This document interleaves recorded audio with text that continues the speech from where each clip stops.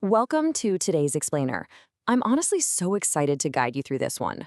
We're diving into a genuinely fascinating piece of literature today, a celebrated Maithili fable called Batu, written by Gajendra Thakur. And, we really need to jump right in because this is way more than just a simple children's story. It is literally a masterclass in strategy, survival, and the sheer undeniable power of self-confidence. So, think about this for a second. How does a helpless little goat survive a face-to-face encounter with the king of the jungle? Right? It totally sounds like a setup for a very short, very tragic nature documentary. But that paradox, that's the beating heart of our explainer today. We're going to look at a tale where raw physical power goes head-to-head with pure intellect. And, well, spoiler alert, muscle doesn't always win. The story actually kicks off in this beautifully peaceful traditional village setting, just bursting with culture, color, and vibrant life. We meet a mother goat who's just given birth to a fragile 4-month-old kid. It's this perfect picture of maternal love and domestic tranquility. But, as I'm sure you guessed, since all great stories do this, that piece, yeah, it's extremely fragile, and it's about to be totally shattered. Section 1. The Threat of Sacrifice, a Looming Deadline.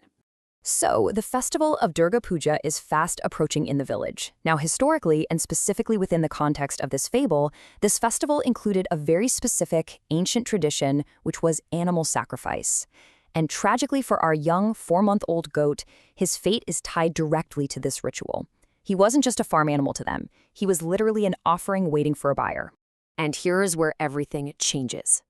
A man arrives at the village to negotiate the price of our young kid for that upcoming sacrifice.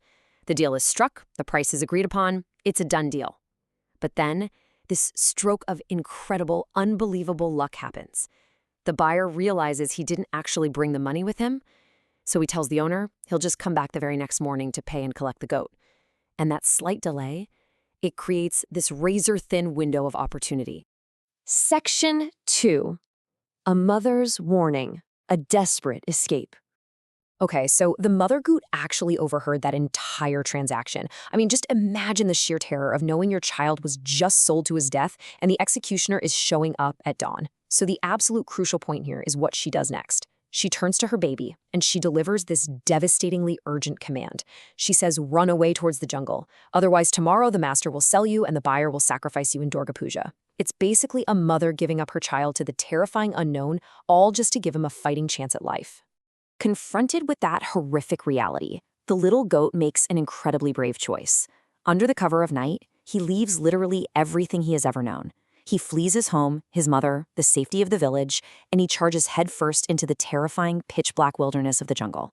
Now, the jungle is crawling with predators, right? But for this tiny kid, the uncertainty of the wild is just far better than the absolute certainty of that sacrificial altar.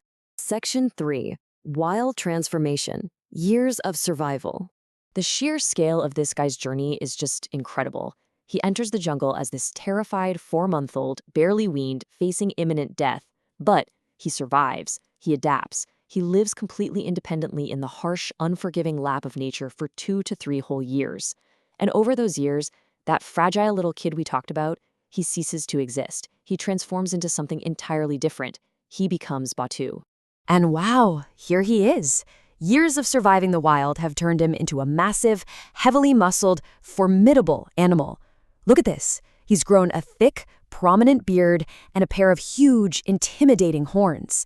He is a stark, honestly, almost unrecognizable contrast to the helpless baby that ran away into the night all those years ago. Nature didn't break him. It forged him. Section 4. Outsmarting the tiger. The ultimate bluff. So eventually, Batu wanders into this new territory of the forest, and he comes face to face with a tiger. On one side, we have Batu. And sure, yes, he's big for a goat, but let's be real, he is still just a goat. His only real weapons are his unusual appearance and his absolute, unwavering, projected confidence. On the other side, we have the tiger, the undisputed king of the jungle, the apex predator. He's instinctively lethal. But there's a major catch here. The tiger is deeply, deeply confused by what he's looking at. Internally, Batu is terrified. I mean, it's a tiger, but Batu knows that if he shows even an ounce of fear, he's dinner. Now, consider the tiger's perspective for a second. The tiger has never seen an animal like this in his entire life. A creature with a massive beard, huge horns, a thick body, just standing there completely unafraid of him. The tiger is actually intimidated. Can you believe that? The tiger's confusion bubbles over into actual fear, but he tries to mask it with this polite, almost poetic tone. He carefully approaches and asks, "Famous? Famous bearded one, tell me where you come from." Now think about that for a second. The king of the jungle is politely asking for this stranger's credentials. The polite rhyming totally masks a deep underlying panic. The tiger is effectively asking, please tell me you aren't here to eat me. And this is where Batu delivers basically the greatest bluff in literary history. He doesn't back down, he doesn't run, he looks the apex predator dead in the eye and replies in his own rhythmic, booming voice, "I play with 7 lions, and if I don't get 10 tigers to eat, I have to fast." I mean, what a brilliant, audacious lie. He establishes himself not just as an equal, but as an invincible, mythical monster who eats apex predators like popcorn. And guess what happens? The terrifying king of the jungle, the ultimate predator, completely buys the bluff. He turns tail and runs away in absolute sheer terror. Batu wins, not by fighting, not by being physically stronger, but by completely controlling the narrative and projecting total fearlessness. Section 5. The Triumph of Wit. Intellect versus Strength. Real quick, before we get to the core morals of all this, it's definitely worth noting a brief subplot mentioned in the text involving the jackal. Now, in folklore, the jackal is very often the symbol of malicious deceit. And in this broader story, the cunning jackal ultimately falls victim to his own traps. The author uses this to draw a really sharp contrast. You see, the jackal's deceit is malicious, and it harms him in the end, whereas Batu's deceit, his big bluff, was just an act of sheer wit used for survival, not malice. This brilliantly illustrates the core takeaways from the source material. First, intellect routinely beats physical strength. Batu could never out-wrestle a tiger, right? But he absolutely could outthink one.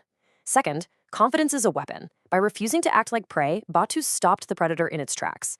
Third, the right words at the right time are vital. Batu's bold poetry literally saved his life.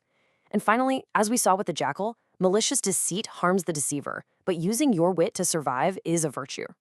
This Maithili fable just beautifully reminds us that the lessons passed down from a mother to a child can forge an absolutely unstoppable force. So, I want to leave you all with this final thought today. What tigers in your own life could you overcome with just a little bit of confidence and the right words? We all face intimidating obstacles that seem infinitely stronger than we are.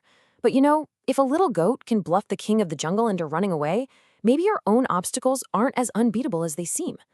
Thank you so much for joining me on this explainer. Keep learning, keep projecting that confidence, and I'll catch you next time.